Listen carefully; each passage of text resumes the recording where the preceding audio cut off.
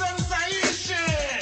Imagine a TV viajando no tempo pra mostrar o passado. No passado em todo momento. Imagine a vida, as pessoas e sonhos de outros séculos. Antigos privilégios. 500 anos, o Brasil República na TV. Pra todo mundo ver. Sim, também. 500 anos, o Brasil República na TV. É isso aí.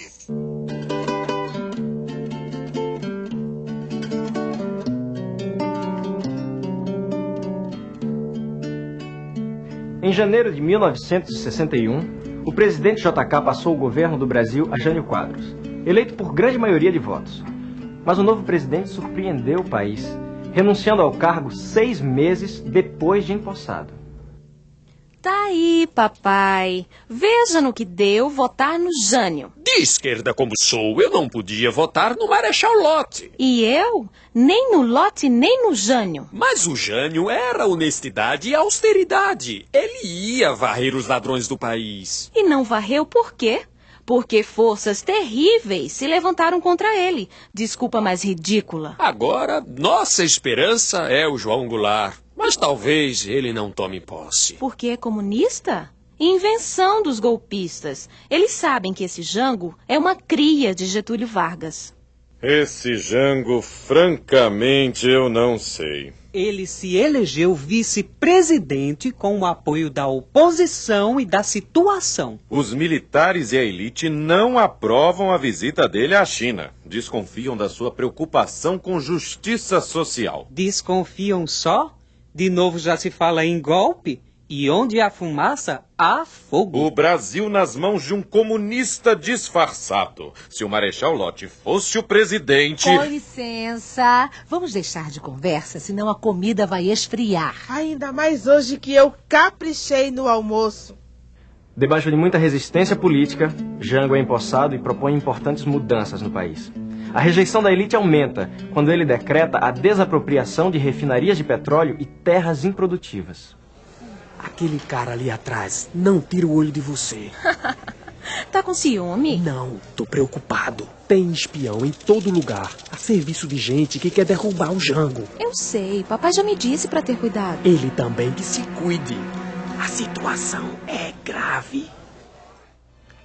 O apoio de Jango a marinheiros amotinados por melhores salários é a desculpa que faltava para sua deposição por generais em busca do controle do país. Maria Clara, já saiu, Nevinha? Por que, Mendes? A rua está cheia de soldados e tanques. Estão prendendo todo mundo. Ah, papai, hoje é 1º de abril. Tudo isso deve ser mentira. É verdade. As tropas controlam tudo. Serviços essenciais, universidades, meios de comunicação. Um golpe militar? Atenção! No caso de 3 ou mais pessoas reunidas em frente ao jornal, mande dispersarem. Dispersarem! Se não dispersarem, atirar para cima. Atirar para cima! Se ainda não dispersarem, atirar para matar. Atirar para matar! O que é isso? Quero dar uma olhada no que você tanto escreve aí. Mas só estou trabalhando. Eu também. Cala a boca. A1 é ato institucional. Ato institucional número 1. Autoriza o Congresso a colocar o Marechal Humberto Castelo Branco na presidência da República. E também derrubar governadores, reformar oficiais das Forças Armadas, demitir funcionários públicos e investigar pessoas. Também. É para o bem do Brasil. Mas isso está certo. Tudo está certo e não pergunte mais nada. Nem sobre nosso filho. Nosso filho é adulto e bem informado. Só se prejudicará se quiser. No meio rural, trabalhadores são presos ou mortos.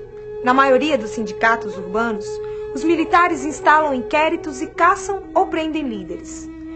Todos os movimentos considerados contra o regime tornam-se ilegais. Já tem muito estudante preso. Agora todo cuidado é pouco. Principalmente na rua. Não podemos mais sair juntos. Nem na passeata. Lá é que é arriscado mesmo. Estão seguindo a gente. O que aconteceu, meu bem? Chegou mais cedo? Fui afastado. Mas como? Meu nome estava na lista de aposentados. Você procurou o reitor? Sim, ele estava em reunião com um coronel. Dos males o menor. Pior é desaparecer. Os militares também interferem nas eleições. O ato institucional número 2 extingue 13 partidos políticos e estabelece o bipartidarismo no país. Aliança Renovadora Nacional, ARENA, de apoio ao regime, e o Movimento Democrático Brasileiro, MDB, de oposição. Agora o presidente pode caçar por 10 anos os direitos políticos desses comunistas. Aham. Pode também fechar o Congresso Nacional quando bem entender. E se for preciso, daremos um jeito nas eleições estaduais. Que jeito, general? Tornando-as indiretas. Como já será indireta a eleição do novo presidente. Ato institucional é pra essas coisas. Mas e a situação nos quartéis? Bem, os militares não estão unidos como aparentam, mas a maioria é da linha dura. Realmente existe disputa nos quartéis pela sucessão do Marechal Castelo Branco. Vence a linha dura, com a indicação do nome de outro general, Arthur da Costa e Silva, então ministro da Guerra. Mas esse Costa e Silva, hein? Fecha o Congresso, muda a Constituição, endurece a Lei de Segurança Nacional e agora... Agora ele fez o quê? Arrocha mais a imprensa. Mas a lei de imprensa quem fez não foi o Castelo Branco? Foi, um mês antes de sair. Ficou para o Costa e Silva aplicar e ele começou para valer. Está proibido falar no arcebispo Helder Câmara. Mas eu falo. Vou dar uma nota sobre a viagem dele a Moscou.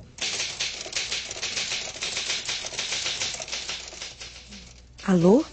Tenho novidades. Ele está escrevendo sobre o Padre Vermelho. A censura impede a imprensa de mostrar as falhas do regime. Não deixa falar na crise financeira dos pequenos produtores e nos baixos salários dos trabalhadores afligidos pela carestia. Só isso de pão, Sandoval! Tudo tá ficando pela hora da morte. Meu patrão disse que é por causa da gasolina que tudo sobe. Só o salário não sobe. Cozinheira não faz greve, mas cobrador de ônibus pode fazer. Podia, não pode mais. Agora toda greve é ilegal. Quem dá aumento é a justiça. Mãe, ainda tô com fome. Eu também. Chama a justiça, Sandoval. É melhor chamar teu patrão para explicar. A censura também esconde a corrupção. Boa parte dos recursos financeiros do país beneficia projetos públicos e privados entregues a gestores que não prestam contas a ninguém. Meu Deus, meu Deus! E sério, o que é que você tem? O banco não aprovou o empréstimo para ampliação do hospital. E seus amigos no governo? Aquele da Previdência Social poderia lhe encaminhar alguns doentes. Aí o banco aprova o empréstimo. Cleuzinha, que ideia ótima você me deu. Eu devia ter pensado nisso antes.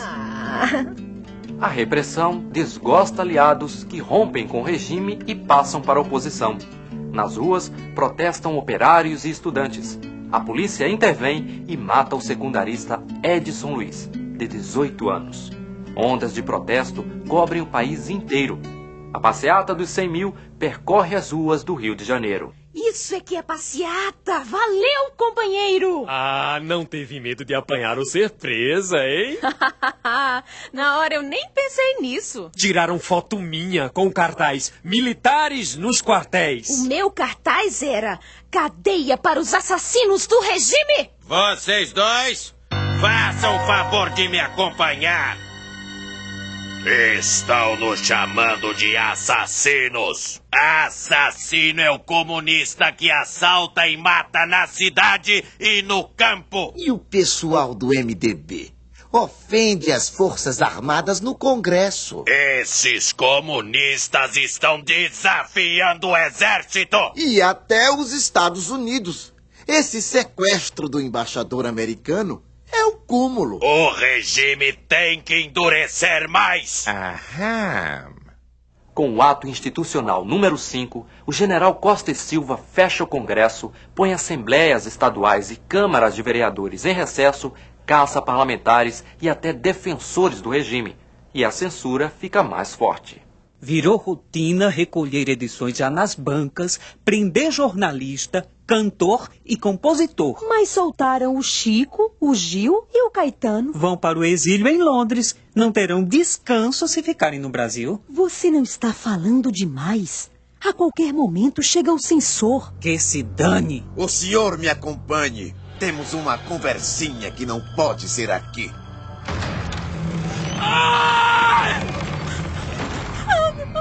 Não, por favor, não.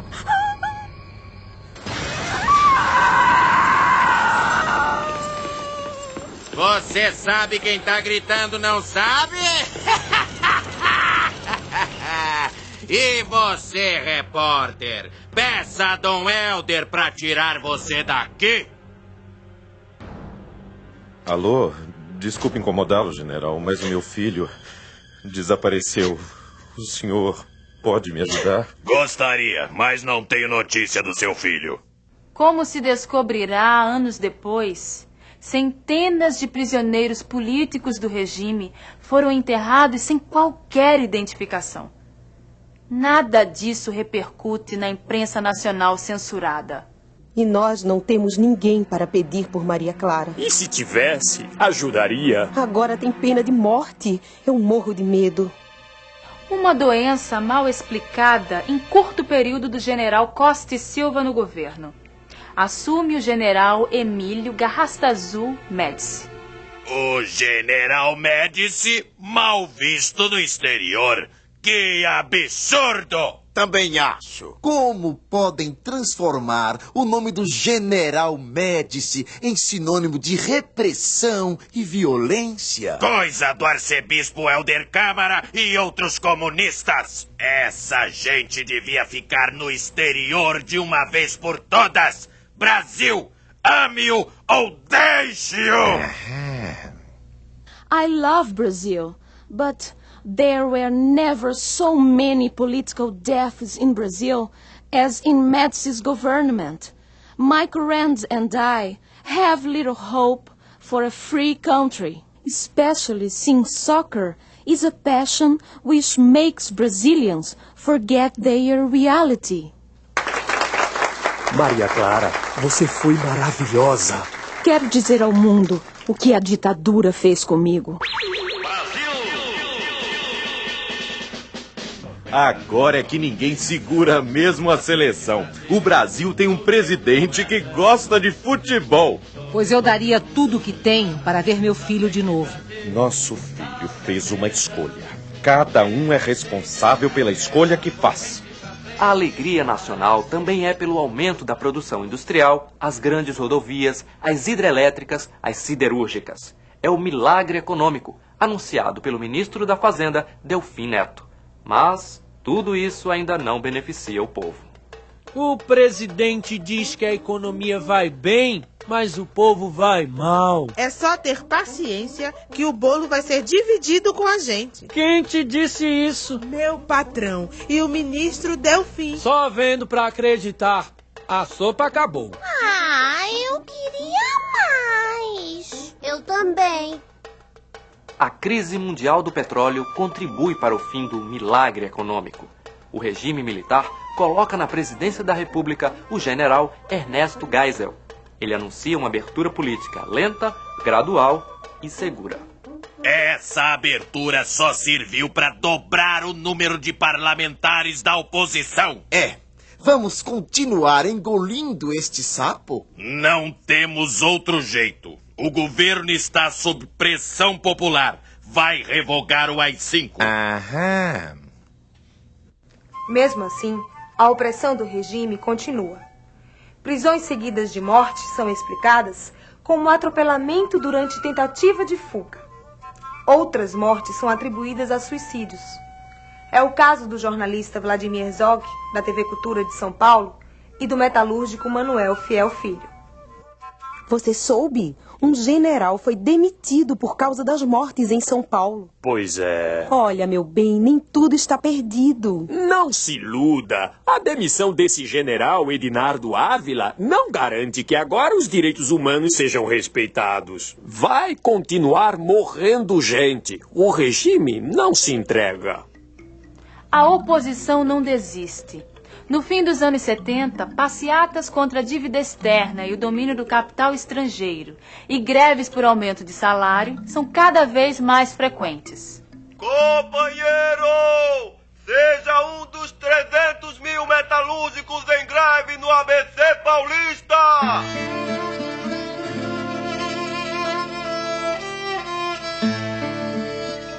Companheiro, abalamos a ditadura! O exemplo de São Paulo vai mudar a cabeça do brasileiro! A oposição obtém mais uma vitória eleitoral. O regime fica ainda mais isolado do povo e dividido por dentro. O sucessor de Geisel é o general João Batista de Figueiredo, chefe do Serviço Nacional de Informações, SNI.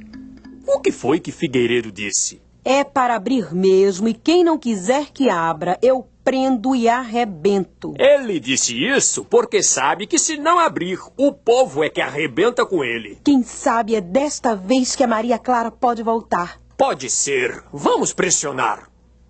Sob intensa pressão popular, o general Figueiredo restaura a liberdade partidária e anistia presos políticos e exilados.